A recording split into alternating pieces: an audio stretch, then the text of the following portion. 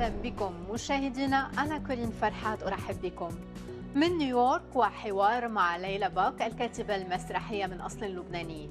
في رصيد ليلى عدة أعمال مسرحية ومونولوغات تعالج من خلالها مواضيع عالمية مثل الغربة والهوية، الديانات وحقوق المرأة والموت ومعاناة العرب الأمريكيين وغيرها، بطريقتها الروائية التي تمزج فيها الخيال بتجاربها الشخصية لتلبية مختلف الأذواق وإيجاد فرصة للتواصل، على قاعدة أن الدنيا ليست سوى مسرح كبير كما يقول شكسبير.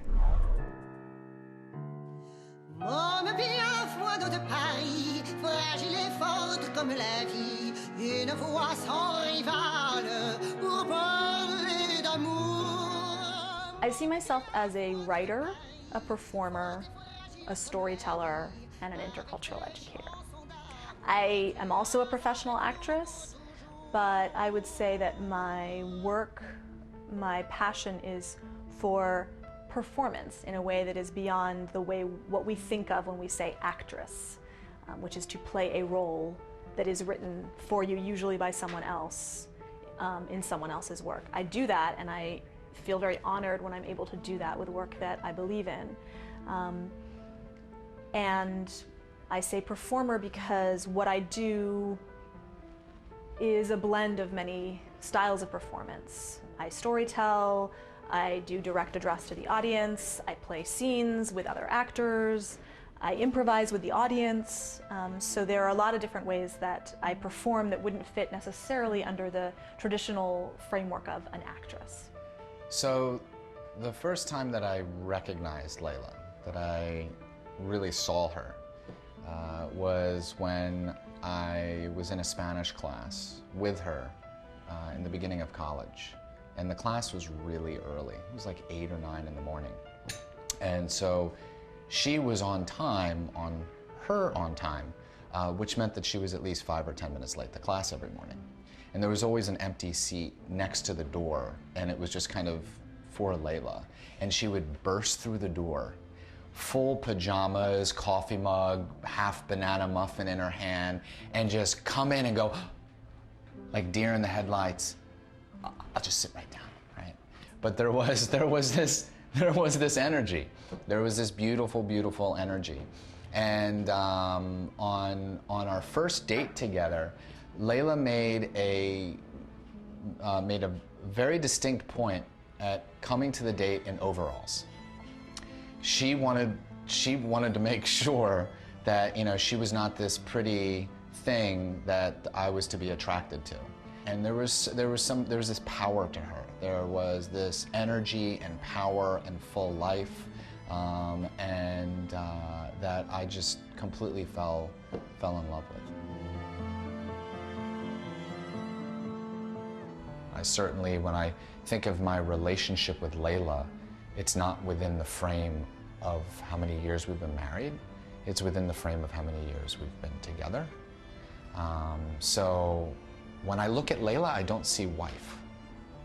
When I look at Layla, I see my partner, I see an artist, I see an incredibly intelligent, loving, passionate, caring woman. Growing up with a father who was an American diplomat and a mother who was Lebanese, and living between Kuwait and Oman and Iraq and the US and Canada, and then visiting Saudi Arabia where my parents were when I was in college, it all shaped me and my work very much, because it showed me that there were always these multiple realities that were existing simultaneously, and I moved back and forth between them often.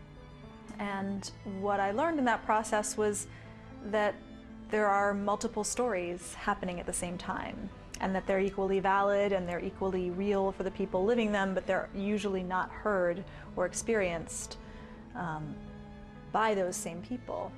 I would say a lot of my work mirrors my real life in the sense that it's inspired by it. It's inspired by usually a journey of some kind, whether it's a journey to a place and the people that I meet there, the family or the friends or the colleagues or the strangers that I connect with in that place, usually in the Arab world, not always, or whether it's time that I've lived in a place, or whether it's an internal journey, as the one in my family, learning how to cope with losing someone you love and what that means about your identity.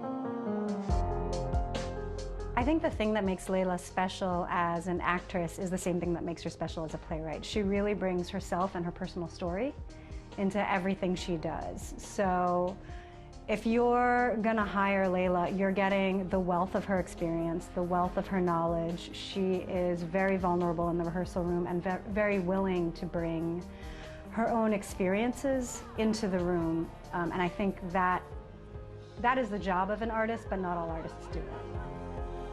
The experience of living between cultures shapes everything I do. As a teaching artist and facilitator, I became very engaged with the community of intercultural educators and trainers through the CTAR conferences and other conferences that are focused on communities of people who both live, work, and work with companies who work globally. So my work there has been to use the tools of drama and storytelling to help people communicate across cultures and navigate the conflicts, the misunderstandings, the miscommunications that can happen when there are linguistic and cultural barriers, and use the tools of theater, which involve nonverbal communication, body language, gesture, tone, and the awareness of how you express yourself to allow people to communicate across all kinds of boundaries. So when I'm working with people, or when I'm deciding what to put in from my real life, I look for the thing that is specific to me but has a larger resonance, has something that means something to someone beyond me, who doesn't know me, who doesn't care about me or anything I care about maybe, but who's a person, and from that can connect to the feeling that I have, and through it see how they may connect to the place or the people or the idea that I'm talking about in a way they wouldn't have thought about otherwise. Adam, sweetheart, come join us. I'm sure people have questions for you too. I know I do. I was comfortable with Layla, not just putting me as a character, but eventually she actually would use me on stage. A, because I believe in her work, and I guess honestly I didn't really care about how I was being represented because I just have faith and trust in her. Also, Layla's an extremely collaborative artist. She wants to work with everybody who is part of the production. So that, for me, that was exciting. I don't work in theater. I'm a visual artist, and I found that to be, exciting to collaborate with her at times, and it was certainly her work, but it was fun. I'm aware when I work that the audience will have a reaction, and I learned that through doing In the Crossing, which was a piece about going to Lebanon in 2006, bringing my husband there for the first time to meet my family, and then getting caught in the Israeli-Hezbollah war, and leaving and going to Damascus and spending time in Syria, and then going to Jordan, and then coming back here. When I came back and I started telling that story as a personal storytelling piece, I realized that while most of my audiences were very open and receptive and interested, no matter what their perspective on the conflict, there were always a few people who would say that I was biased, that I was one-sided, that I was only telling my side of the story. So I wrote in 3 characters to represent different perspectives on the conflict and on the experience that had a role that could interrupt my story. They were all part of my family, a fictionalized version of my family and my husband's family.